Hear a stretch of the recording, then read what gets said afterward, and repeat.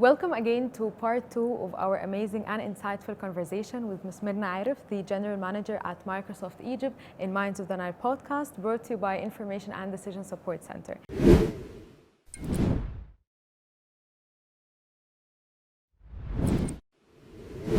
In part 1, we talked more about your personal experience and the milestones in your career journey and how motherhood has changed your career journey and added to your personal experience as a manager. And we have also talked about the women's contribution in the tech industry. So please make sure that you follow part 1 of this interview. And in part 2, I'm really keen to talk about AI.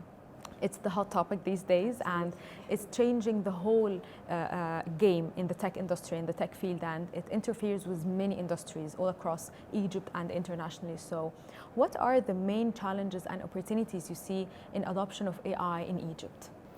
First of all, I think everyone will agree with me that AI is the defining technology of our time. And AI breakthroughs are really going to change how we work, how we experience life, how we learn. So we are truly standing at an inflection point today, which puts a huge responsibility on us because we are the generation that is really bringing AI to the world. We are the generation that is commoditizing AI. And that puts even a further responsibility on us as a leading tech company to make sure that we are bringing AI to the world in a responsible way and that no one is left behind, no country, no organization, no company, no individual is actually left behind, and everyone gets to benefit from AI. We've seen already how AI has impacted various industries. We've seen it in education and the power it has to really curate content as to the ability of each child and each student. We've seen it in healthcare and how it can really accelerate the diagnosis of difficult diseases, how it can help patients. So I think the power of AI is undeniable. As you rightfully saw, I mean, in the next few months, AI became the hot topic. Everybody's talking about AI, and everyone is looking how we can leverage AI across the different industry. And this is exactly the work that we're doing here in Egypt. Just before Ramadan, early in March, we did our launch for the AI Copilot products of Microsoft.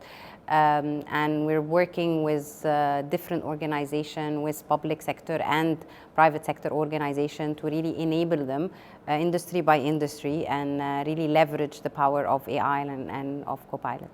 So Microsoft is working on several projects and initiatives, and as you said, is leveraging its technology to empower businesses. So how can you do this, and where do you see the future of AI, and how can it could be inclusive for different industries, and especially in Egypt? So again, I think in Egypt we have a huge potential. The potential is really untapped. We have really a golden opportunity to become a regional hub for knowledge, but also for innovation, and AI sits at the core of that.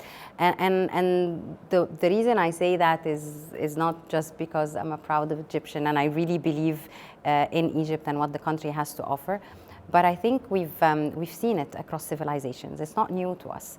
I think if whenever anybody thinks about Egypt or talks about Egypt, the golden era of the pharaohs always comes to mind. And if you think about it, until today, we're still wondering how did these ancient Egyptians, how did our ancestors really do these amazing innovation across the different industry? And it was technology at the time. So the spirit of innovation is really ingrained in our own DNA. We are ready, we've always been ready. And today, with the tools that are available, we have the right mix, whether it's the assets that we have with our population, the people, the skills, the amazing talent that we have, versus the tools and the technology that we are now making available across the different sectors. And they should be taken sector by sector. We should look at agriculture, for example, and this was a project that we started to work on a couple of years ago, which was an AI for agriculture project. We did that with the Ministry of Communication, Information Technology and the Ministry of Agriculture, where we tried to leverage satellite imagery and really detect crop boundaries, and from that build an AI model that would determine the amount of water that each crop would need at the right time. So we built a water optimization model which helps grow faster and also optimize water consumption. So that's one power of AI. We need to leverage AI in education, and we're working today with several schools and several universities to look at curated curriculum, looking at the students' capabilities, giving them guidance as to which direction should they take. Should they pursue sciences? Should they pursue something else? How do we really help them get the best of their capabilities? We're going to start to work with healthcare as well to leverage AI. We've already leveraged the power of AI in the Grand Egyptian Museum that is yet to open, and it will be an amazing surprise and a curated touristic experience once it is made available. So there are so many initiatives that we can embark on and that we are already embarking on.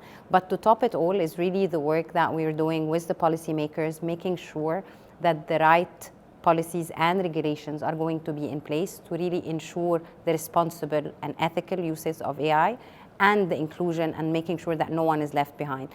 In particular, and there is a particular initiative that we are about to embark on, which is what we call AI for accessibility. How do we leverage AI to make sure that the people who have accessibility can also be included, whether it's helping the visually impaired, whether it's helping different accessibility people to really be engaged and ingrained into the society. So everyone and the whole world are waiting for the opening of the Grand Egyptian Museum. So tell us more how AI is incubated and used in the Grand Egyptian Museum. I'm not going to steal the thunder of the opening, but we really curated an AI experience that will enable our amazing tourists, once they come, to experience the power of the past and the beauty of the past and the present moment, leveraging futuristic technology. That's all I can say. We're all excited to know. So you are heading a very important organization, and of course you have tested investment and you have seen that there's a great potential in investment in technology, and especially in Egypt as a global hub, as you said, for technology. What would be the message you can send to investors all over the world, and why they can come in Egypt, how the ecosystem in Egypt supports investment and supports with the policies and with all different procedures we're taking, and as you said, with the future 2030 vision for digitizing Egypt. So why Egypt is really important for all the investors to come now and to invest now in technology? So my message is simple. The time is now. Egypt is truly the land of opportunities. There are so many untapped potential across sectors. The core asset that we have today is our people. After all, the way I look at it, technology is just a tool. And it's really about how you are going to leverage this tool, how you're going to use this tool.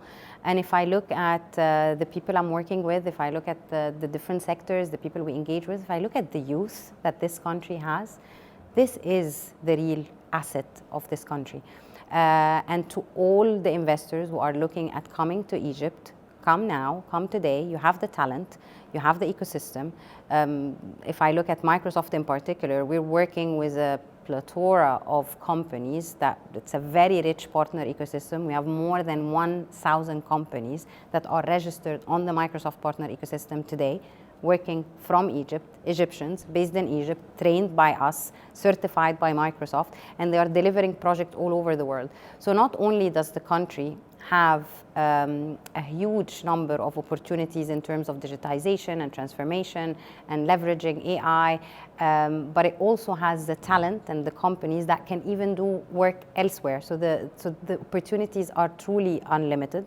And with the different skilling initiatives and the trainings that we're doing, the employees will be basically, or the workforce of the future will be basically ready to really engage in different projects. So we're running different, whether it's digital literacy or AI fluency or the different skilling initiative. I think the workforce is well prepared.